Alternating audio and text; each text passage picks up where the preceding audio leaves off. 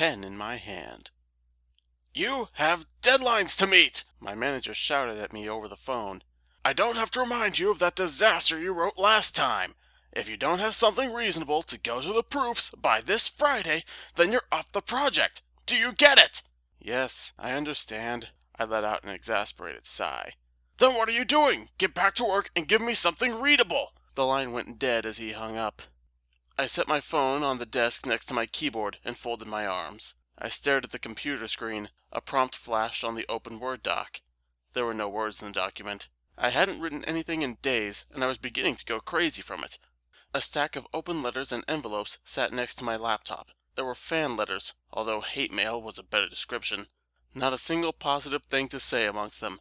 I guess that's what happens when you try to write outside your fan base's comfort zone. And these were just the physical letters sent to the publishing house. They didn't include the gigabytes of rage and rants online. The problem was that I tried to branch out and try something new. As a primarily horror writer, I wanted to try my hand at a different genre, and wrote a melodramatic romance. I thought it was good, but everyone else tore it to shreds. Now, however, I had a chance at redemption. This short fiction horror anthology goes to the proofreaders on Friday, and my story is supposed to be the main headliner. But I've had nothing to write this entire past week. For once in my life, the well of ideas I usually draw from has gone dry. On top of that, my backlog of works I'd normally have stored away just in case of such an event was also empty. I got up and paced around my office. It was Tuesday, about 4 o'clock in the afternoon, and the only light in the room illuminating it was from the computer screen. Nothing. I had no ideas. Nothing to write. Writer's block always strikes at the most inopportune times. Something brushed up against my leg, and I stopped pacing. Salem, my green-eyed black cat, pressed his face against my ankles before looking up at me. He purred, and his tail flicked back and forth. "Yeah, I know." I picked him up and cradled him in the crook of my arm. "You're hungry, you greedy thing." He meowed a response. I carried him back to the kitchen and opened a can of tuna for him. He licked and nibbled at it hungrily. Leaving the cat in the kitchen, I grabbed my coat and headed out the door. I needed inspiration, and when I need inspiration, I usually go off on a small window shopping spree. The small town flea market was my destination today. I paid my $2 to get in and began browsing up and down the booths and tables. Flea markets were my usual choice for inspiring ideas, as the items there are often unique and have some kind of story behind them. Today, however, there was little of interest. There was one booth with a man trying to sell his old collection of baseball cards, another table with a huge selection of old VHS tapes, and one man with a bunch of garden tools. Of the three, the garden tools looked the most likely to give me some kind of inspiration. But even that wasn't doing anything for me today. It was really just a slow day at the flea market. At the very end of the hall, however, there sat a fourth table. As I approached, I found it was covered in row after row of hardcover books, most of which were written by authors who never got a second book deal, or even a second printing. But as I walked past, I noticed a disproportionate number of them had been written by one author in particular, Harry Warcroft. I stopped by this table and ran my fingers over the spines of the books. A lot of these were first editions, and all of them were hardcover. This piqued my interest, as I prefer hardbacks to paperbacks any day. "I see you have good taste in literature, my friend," the vendor said. He sat on a folding metal chair against the wall behind the table. He had slick back hair and piercing blue eyes with a smirk across his face. His arms were folded over his chest and his legs crossed. "A fan of the late Warcroft?" "Yeah, I've read most of these already," I said. I picked up one of the Harry Warcroft books and turned it over in my hands. His name was printed in red, bold-faced letters that took up the top third of the front cover. The title, The Haunting of Raven's Peak, was printed in smaller letters along the lower fourth of the book. This one I'd never read before, and for good reason. It was supposedly a lost book. "How did you get this one?" "Ah, I see you found the crown piece of my collection." The vendor stood up and approached me. He twirled a scarlet red fountain pen in his fingers. "I got that on its release night. I stood in line outside the bookstore for 3 hours waiting to get that. Did you know there were only ever 10,000 copies printed?" "Yes, I pre-ordered mine online, but then Warcroft bought the publication rights back from the agency and swore never to let this book be published again," I said. I flipped the cover open and found Harry Warcroft's name scrawled across the title page in red fountain ink. And an autographed copy at that. You must have sold your soul to get this thing. "Not quite, but it was an amazing experience getting to meet him. As a matter of fact, this was the pen he autographed it with." He held up the fountain pen and twirled it between his fingers. My eyebrow arched and I nodded. "That's pretty amazing." "I know, right?" The vendor let out a small chuckle. Being such a fan of his work, I'm sure you know the story behind it, right? You mean his inspiration? I asked. Not exactly. More like the actual writing itself. The vendor placed his hands against the table and leaned forward. They say that when he wrote the book, he did it longhand with a fountain pen. But the story was too frightening even for him. It steadily drove him mad to keep writing it, but he felt compelled to do so. He couldn't leave the house, couldn't go or do anything until that book was done. Eventually he started to run out of ink. Desperate to finish the book, Warcroft started mixing the remaining ink with his own blood and used that to write. Soon the last of the ink ran out and the book was completed using only his blood. He pushed himself back up. It's probably not true, but it makes for a good story. I stared down at the book in my hands. Between the author's name and the title was a small picture of a decrepit mountain village falling in ruins. I have to admit, that's pretty creepy, especially considering what happened to him later. Oh yeah, can't forget about that, the vendor said. It was his housemaid who found him, right? The day after he bought the rights to his book back, I replied. He slit his wrists in the bathtub, bled out overnight. Such a tragedy. While I was amazed to find such a treasure, I tried not to outwardly show it. So, since this thing is so rare, why are you trying to sell it in the first place? I need the money. A valuable book doesn't do anyone any good sitting on a bookshelf collecting dust, he said, motioning with the pen. But still, why at a flea market? Why not put it up on eBay or something? I don't trust any of those online dealers. I'd much rather speak with the buyer face to face, the vendor said. He pointed at the book with the pen. You seem rather interested, though. Oh yes, very. I ran my hands over the front cover, feeling the raised letters of the title and the author's name. How much were you hoping to sell it for?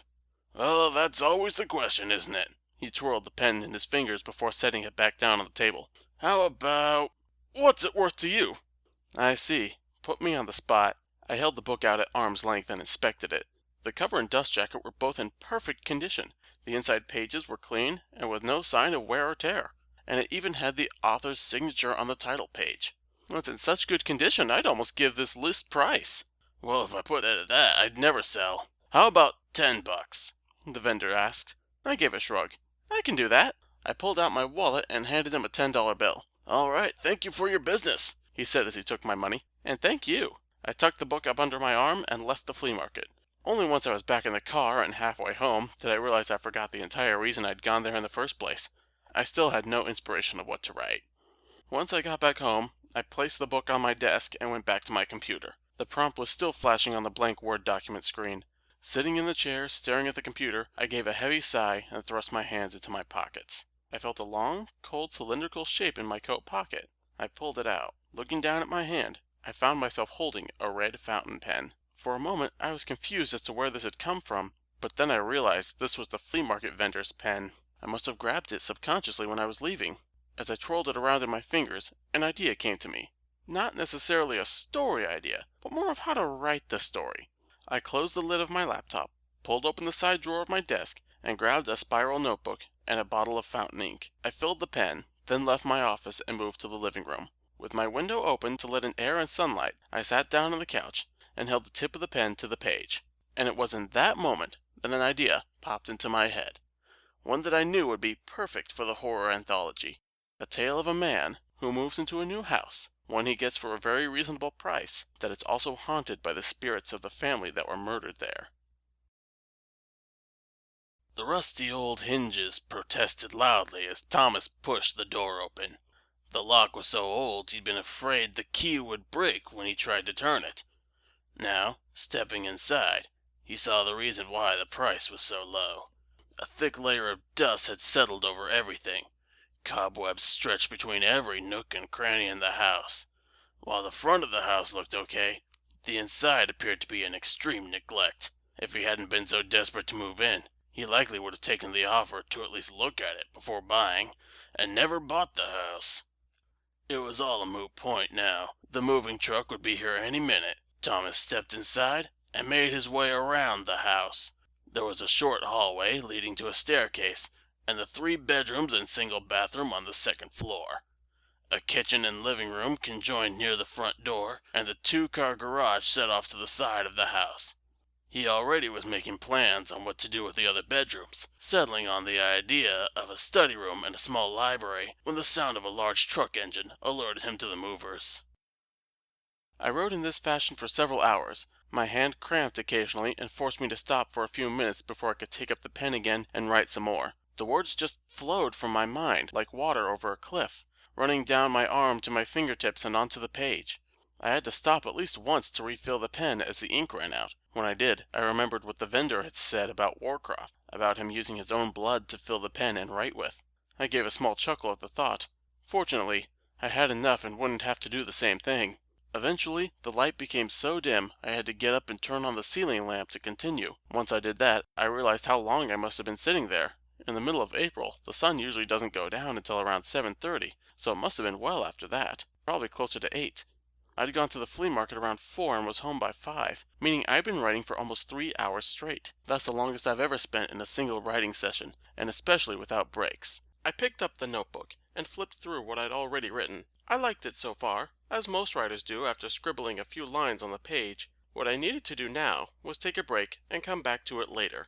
I set my notebook back down on the living room coffee table and retreated to my bedroom. My eyes hurt, my hands still ached, and I felt exhausted. A lot of non-writers don't seem to realize how tiring it can be to write non-stop for hours at a time. Even I get surprised by it sometimes. In my bedroom, I stripped off my clothes and put on sleepwear. Even though I live alone with just a cat and write short stories to make ends meet, I still try to give myself an air of sophistication, even if it is just for my own sake. I climbed into bed, rested on top of the blankets, and turned on the TV. The show didn't even make it to the first commercial break when I heard a loud crash coming from the kitchen. It made me jump and my heart skip a beat. Slowly, I crawled off my bed and fell to my knees. In my bedside mantle, I keep my revolver and several rounds of ammunition. I bought it in response to all the hate mail and death threats I'd gotten recently. I loaded the gun, stood up, and moved down the hall back to the living room. I held the revolver out in front of me, pointing it at every shadow that moved. I turned on every light as I went and left them on. Stepping back into the kitchen, I discovered the source of the crash. The flower vase, the one I usually have sitting on the counter, had fallen to the floor. Its shattered remains littered the linoleum, which was now covered with water and flowers. My cat, Salem, stood on the counter where the vase used to be. His back was hunched and tail perked up. Must have startled the hell out of himself when he knocked it down. "Salem," I said with a sigh, "look what you did. That was my nice vase." I lowered my gun for the first time since picking it up. He looked at me with his big green eyes. His haunches fell back to the countertop, and he sat down, looking confident in himself now. He tilted his head and gave a soft mew in response. "Is that all you can say for yourself?" I grabbed the broom and dustpan to pick up the remains of the vase and flowers before getting the mop out of the closet to clean up the water. The whole time, Salem just sat, stared at me, and occasionally licked his paws. With all that done, I put everything away and came back to my cat. He was still on the counter, grooming himself. "You're a sassy little twerp, aren't you?" He didn't even look up at me for that one. I picked him up and scratched him behind the ears. He purred, his face nuzzled against my hand. "Come on, dumb cat, time for bed." The next morning I awoke and immediately went back to writing. At first, I took what was in the notebook and typed it into the Word document, but when I tried to continue on the computer, the idea just didn't come to me. I stared at the screen blankly, trying to remember where I wanted the story to go. Eventually, I turned off my computer in frustration. As I stormed around my office angrily, I spotted the notebook and the fountain pen right next to the keyboard. With a shrug, I picked them back up and moved into the living room. Once I was on the couch, pen pressed to page, the story unfolded in my mind once again. "Hello?" Thomas called as he moved around the downstairs of his house. The floorboards creaked and moaned as if someone were walking around on them, but there was no one else in the building. At least, there shouldn't be. The wind howled outside. Rain poured against the windows. Thomas's hand slid along the wall until it came to the light switch. He flicked it up, but nothing happened. Anxiously, he clicked it up and down to no effect. The storm had knocked out the power. There was a flash of lightning, and for an instant the room was illuminated, then fell into total blackness once again. For that brief microsecond of light, Thomas saw another person standing across the room from him. It was a girl. Her hair was long, black and unkempt. Her skin was a stark white, along with the gown she wore which reached all the way down to her ankles. Her face remained hidden in shadow. A scream caught in Thomas's throat, and he jumped back. The wall pressed against him from behind. His breathing became quick and shallow. Had he just seen what he thought he saw? Who was that? What were they doing in his house? With his back to the wall, he started to creep back down the hallway to the stairs. He grasped the handrail firmly, placed his left foot on the lowest step, and began to climb. About 2/3 of the way up, he was starting to feel a little better. It must have just been the effects of the lightning flash, like an after-image in his mind. He still walked backwards up the stairs, however, keeping an ever-watchful eye on the darkness below. He reached the top in safety, took a deep breath, and let it out in relief. Whatever he had seen, it was gone now. Just as he turned around, there was another strike of lightning. The bright flash shone in from the windows, and he saw the figure again. She stood in front of him, closer this time, and between him and the bedroom. Thomas jumped. His hand grasped the stair railing just as his feet teetered on the edge of the step. His heart hammered in his chest and his palms were sweaty. It quickly dawned on him that if he hadn't grabbed the railing just now, he would have fallen down the stairs and likely died. His neck snapped in two and a dozen other bones shattered along the way. A faint light shone in from the hall window, from which Thomas was able to make out the silhouette of the girl. Her foot, covered in dirt and mud, lifted up and pressed back against the floor as she advanced towards him. Her movements were unnatural, jerky and wild. Her head shifted from side to side, bending in awkward angles as she walked. Between the twisting of her neck and the subsequent flipping of her hair, Thomas saw her face. Her eyes were— The loud ringing of my phone jolted me out of the story. With an irritated groan, I set the notebook back down and stood up. My phone was back in the office. I made it there just in time to catch the name of the number and answered it. It was my manager again. "Hey, Vic," I said as I picked it up. "How are things?" "How are things? You still haven't given me anything, that's how things are. Please tell me you have something by now." "As a matter of fact, I do. I was writing it just as you called. When I finish it, I'll send it your way," I said. "Well, that's good. Just try to get it done by tonight. The proofs have to have it by Friday, remember?" "Yes, I haven't forgotten. Now, if you'll excuse me, I have more story to get back to." I pressed the disconnect button and turned my phone off before setting it back down. I didn't want to have any further interruptions. Stepping back into the living room, I found Salem seated on the coffee table. His haunches rested on the notebook as he batted at the pen. I sighed and scratched him behind the ears again. "Come on, silly cat, need you to move." I picked him up and set him on the couch before gathering my writing utensils to continue the story. Her eyes were as white as the rest of her skin. Her lips looked like they had been chewed off, leaving just her black gums and stained teeth behind. A shiver ran down the length of Thomas's spine. Even behind the rot and disgust, he recognized her. She had been in that newspaper article he found, the one detailing the previous owners of the house. But that article was almost 2 years old. What was she doing here? It became obviously clear to him that this was a ghost. Her restless spirit come back to haunt the house she was murdered in. The house rattled. Windows shook, and the floorboards creaked in the gale-force winds. Rain splattered against the glass, and another flash of lightning illuminated the hallway. The ghostly figure moved closer, her milky white eyes fixed upon Thomas. A raspy hiss came from between her teeth. Thomas tried to run, but his legs were frozen in place. Cold sweat ran down his face. His heart raced like he'd never felt it before. "This is mine." Her voice was low, barely above a whisper, and hardly audible over the howling winds. "Get out." She suddenly flew at him with incredible speed. The wispy chill of her ghostly form engulfed him. Thomas released his grip on the handrail and instinctively threw his arms over his face. The ghost pushed him back. His foot teetered on the edge of the step. He lost his footing, and he fell. He screamed just as the back of his skull smashed against the edge of the step. He tumbled end over end, bones snapping and shattering under his own weight as he rolled down the stairs. At the very bottom, his head hit the ground at an awkward angle, and his neck snapped. The story went on only a little further after this. I finished it, my hand ached from holding the pen for so long, and set it aside. Leaning back on the couch, I breathed a sigh of relief. It was done. I had something to give my manager. Salem hopped up on my lap. He tilted his head up at me. His tail flicked back and forth. "Yes, I know. You want your tuna, don't you?" I said as I scratched his ears. He rubbed his face against my hand affectionately. Or at least, a mockery of affection. Who knows how much cats actually care about their owners? "Okay, come on." I picked him up under his torso and carried him back into the kitchen to prepare his mid-morning snack. Later that day I sat down at the computer and typed up everything I wrote. I fixed a few things while I did, some of the plot holes and story issues that became apparent after a second viewing. Once it was done, I saved it and sent it off to my agent. The next morning I got a call from the anthology manager. I have to admit this is probably the best thing I've gotten out of you. I'm serious, it almost reads like a piece from that Warcraft guy."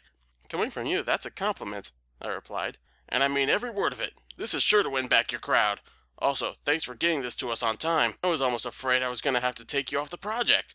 Once it goes to print, we'll be sending you your free copies as usual. Once again, great story." The line went dead as he hung up. The rest of my day went by calm and smooth. It was a beautiful sunny day, not a cloud in the sky. I decided that since I was no longer under a time crunch, I could take a walk out to the park and read my new book. Something about reading next to a babbling brook with a light breeze in my face has always appealed to me, ever since I was a kid. I soon found myself sitting on a wooden bench, the trees reaching up from the dirt and gravel of the creek to partially obscure the sunlight, and the wind sweeping all around me. Bicyclists rode by on the path occasionally, chiming their bells to alert the pedestrians. I took my new book, The Haunting of Raven's Peak, out from under my arm, and cracked it open.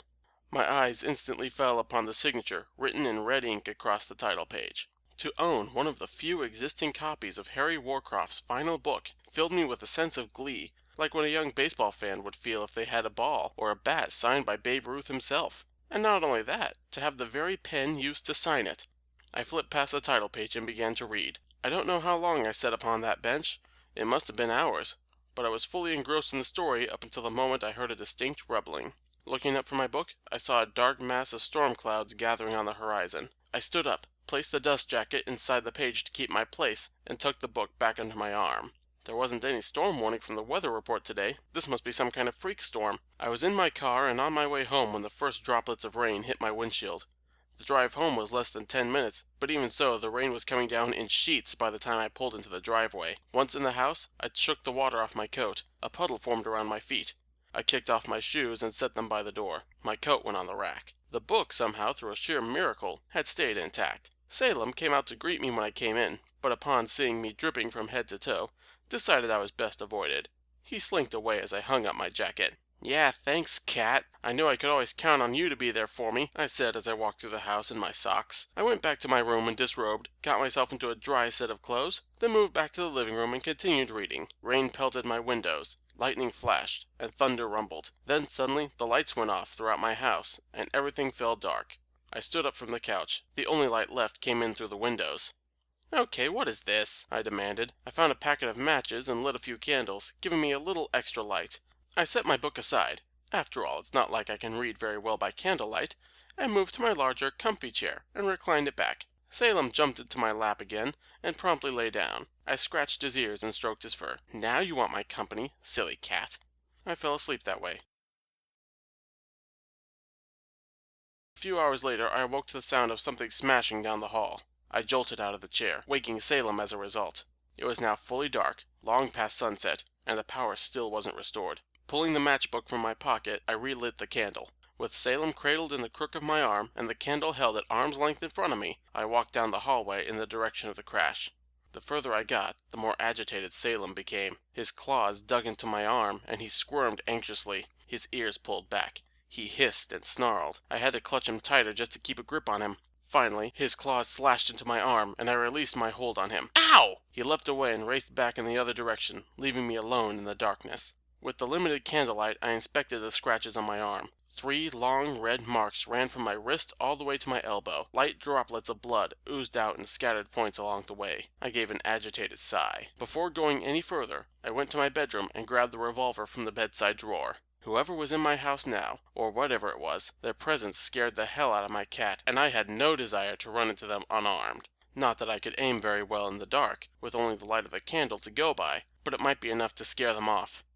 With my gun loaded and held tightly in one hand, I grabbed the candle off the nightstand and prepared to head back out in search of the intruder.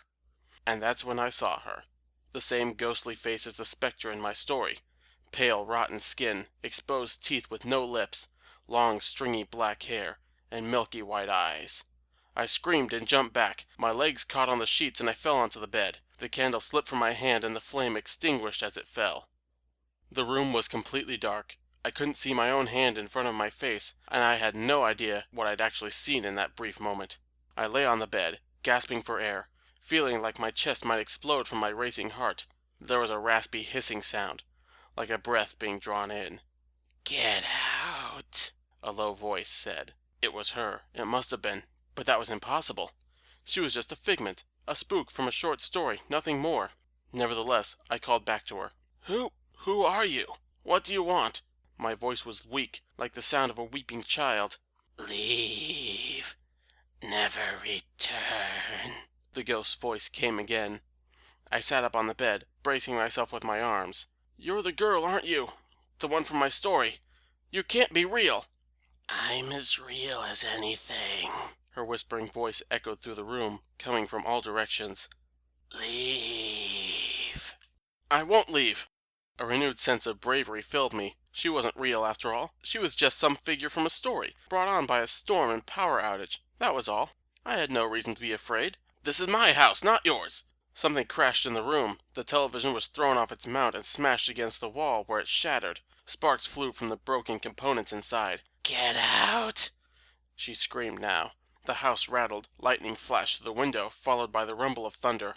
In that brief moment I saw her standing at the foot of my bed, grimacing as much as she could. Whatever courage I'd gathered up before was rendered moot now. I moved as fast as I could to the wall, and followed it to the door. I stumbled in the dark down the hallway, the house still engrossed in darkness. I didn't know where I was anymore. Every corner I turned left me further confused. This was my house, but I was so terrified I lost all bearing as to where I was or where I was supposed to be going. Lightning streaked through the sky again, and the house was illuminated. I found myself standing in the living room at the edge of the kitchen, and once again, standing in front of me, was the ghost girl.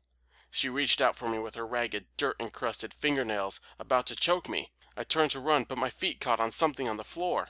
There was a loud yowling, and a flurry of fur as Salem jumped up from under me, his claws tore into my ankles. I stumbled over him, my balance lost. I waved my arms in the air, but it was to no avail. The last thing I saw as I fell was the edge of the counter right in front of my face, before it collided with my skull.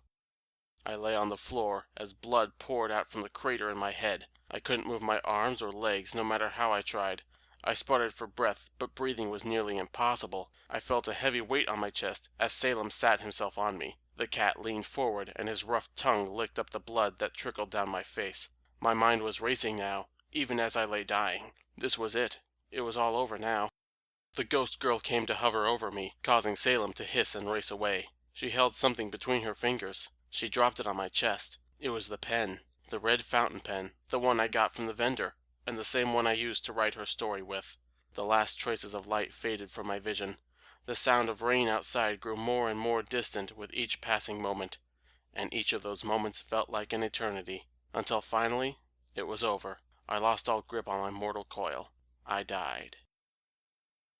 A pair of orderlies carried Thomas Williams' body away in a body bag on a stretcher. They loaded him into the ambulance, not that it would do him any good, and had him ready to ship off to the morgue. It was the real estate agent, Mr. Ernest Hamilton, who found him the morning after the storm when he came over for a routine check-in. He used his personal key to get inside when no one came to the door, and upon finding the broken body of Thomas, immediately called the police. Now, an officer was asking him questions. As I told you before, I came by to speak with him about finalizing the agreement for the house and found his body at the base of the stairs, Hamilton said, growing more frustrated as the questions continued. And about what time was this? The officer asked. Just after 8. I called you guys as soon as I found him. You can check the records. The officer placed his hands on his hips and gazed down at the base of the stairs. A red stain had soaked into the hardwood from Thomas's blood. His eyes scanned up the stairs to the top, and then back down. All right, the officer finally said. We have your testimony, and we'll get an official word from the medical examiner once the autopsy is done. Most likely he was startled by lightning during the storm last night and slipped. Best I can figure anyways. He sauntered away from the steps and passed by Mr. Hamilton on his way out the door. Once all the evidence has been collected and catalogued, we'll be out of your hair. And what do you plan to do with the house once that's done? Hamilton let out a heavy sigh and shook his head. He pulled off his glasses, rubbed his eyes, and put them back on. I suppose it'll just go back on the market, though I don't know who'd be interested in buying it now.